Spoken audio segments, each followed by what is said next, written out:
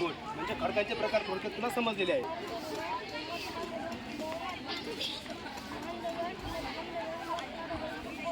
कोळसा हा कोठे येऊ शकतो?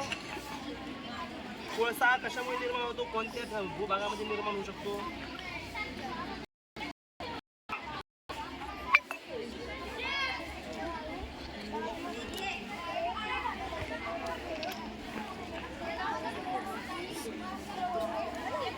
व्हॉट झाईट कारगुडी. Okay good.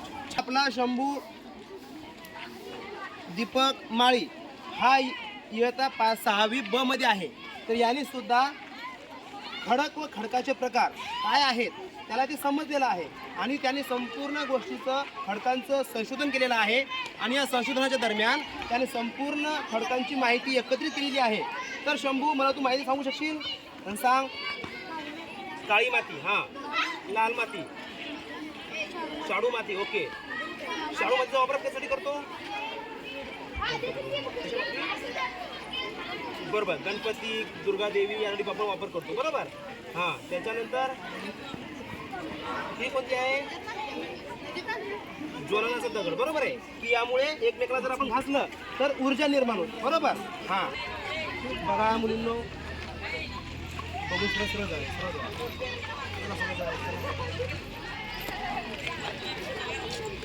स्टॉप कर.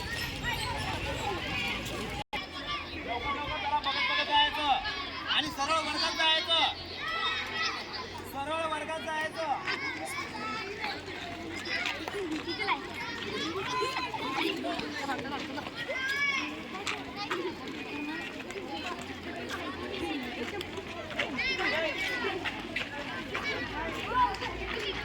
बघा जावा धावू नका.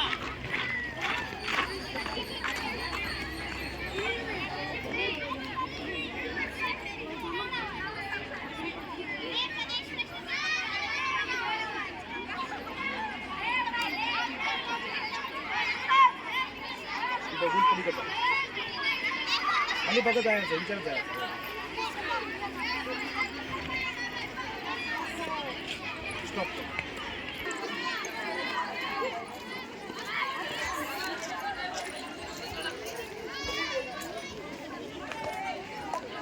तर अशा प्रकारे आपण खडक व खडकांचे उपप्रकार याची माहिती अभ्यासलेली आहे आणि ही माहिती अभ्यासत असताना जोपर्यंत प्रत्यक्ष आपण खडक काय आहे हे जाणून घेत नाही तोपर्यंत आपल्याला त्या खडकांची मुख्य भाग कोणते आहेत, किती आहेत ते संशोधन केल्याशिवाय कळणार नाही.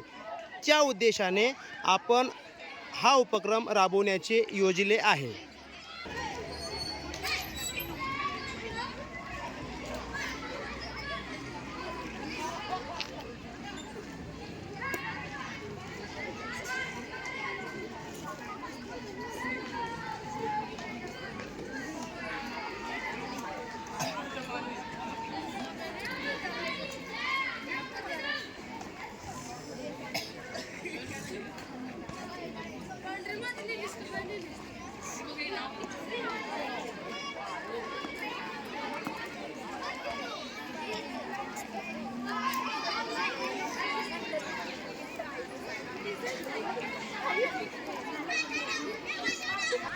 तर विद्यार्थी मित्रांनो, अशा प्रकारे आपण माहिती अभ्यासलेली आहे आणि खडक व खडकाचे प्रकार काय आहेत हे आपल्याला समजलेच असणार. तरी ही या पाठावरचा जो स्वाध्याय तुम्हाला मी दिलेला आहे हा उद्या येताना तुम्ही करूनच यायचा आहे. या पाठाच्या मागील जे काही प्रश्नोत्तर आहेत हे पाठांतर करायचे आहे आणि त्याच्यानंतर स्वाध्याय लिहायचा आहे.